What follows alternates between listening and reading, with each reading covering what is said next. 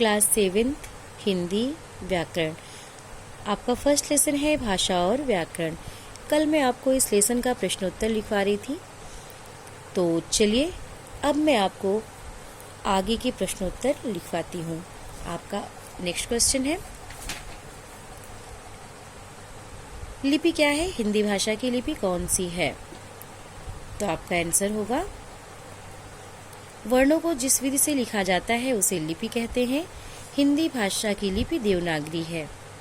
वर्णों को जिस विधि से लिखा जाता है उसे लिपि कहते हैं और फिर उसके आगे लिख देंगे हिंदी भाषा की लिपि देवनागरी है।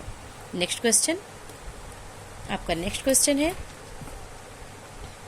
ध्वनि और वर्ण में क्या अंतर है? ध्वनि और वर्ण में क्या अंतर है? तो आप आंसर में लिखेंगे, हेडिंग डालेंगे ध्वनि और वर्ण में अंतर, और उसके नीचे लिखेंगे कानों को सुनाई देने वाली आवाज को ध्वनि कहते हैं। कानों को सुनाई देने वाली आवाज को ध्वनि कहते हैं। और नई लाइन से दूसरी लाइन से लिखेंगे, दूसरी लाइन में ध्वनि को लिखने के लिए निश्चित किए गए चिन्ह वर्ण कहलाते हैं। ध्वनि को लिखने के लिए निश्चित किए गए चिन्ह वर्ण कहलाते हैं। नेक्स्ट क्वेश्चन, आपका नेक्स्ट क्वेश्चन है, व्याकरण से आप क्या समझते हैं? व्याकरण से आप क्या समझते हैं? तो आपका आंसर होगा, व्याकरण विचारों को सही ढंग से प्रकट करने के लिए वाक्यों में शब्दों को सही क्रम से रखना होता है। इसी प्रकार शब्दों में भी वर्णों को सही एवं नियत क्रम से रखना होता है। इस क्रम का ज्ञान व्याकरण से होता है। तो इस प्रकार व्याकरण वह विधि है जिससे हमें शुद्ध शब्द और शुद्ध वाक्य रचना की जानकारी मिलती है। एक बार फिर से देख लीजिए। आप लिखेंगे, आपका क्वेश्चन था व्याकरण से आप क्या समझते हैं?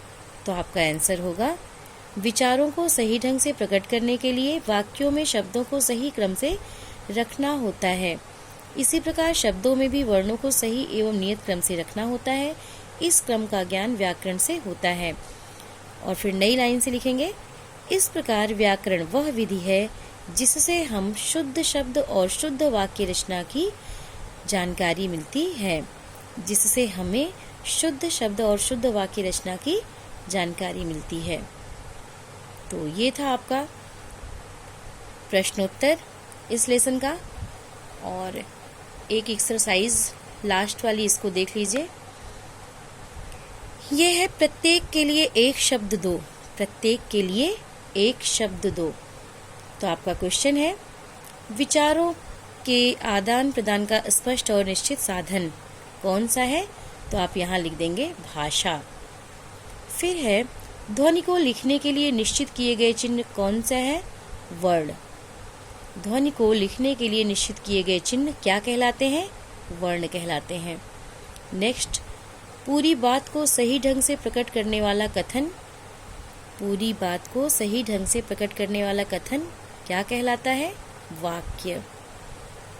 नेक्स्ट और लास्ट है ये आपका, शुद्ध शब्द और शुद्ध वाक्य रचना की जानकारी देने वाला ज्ञान क्या कहलाता है? व्याकरण। एक बार फिर से देखिए, शुद्ध शब्द और शुद्ध वाक्य रचना की जानकारी देने वाला ज्ञान क्या कहलाता है? व्याकरण। तो ये था आपका प्रश्नोत्तर और इसकी एक्सरसाइज। आपका आज का होमवर्क है यही प्रश्नोत्तर जो मैं आपको अभी लिखवाई हूँ।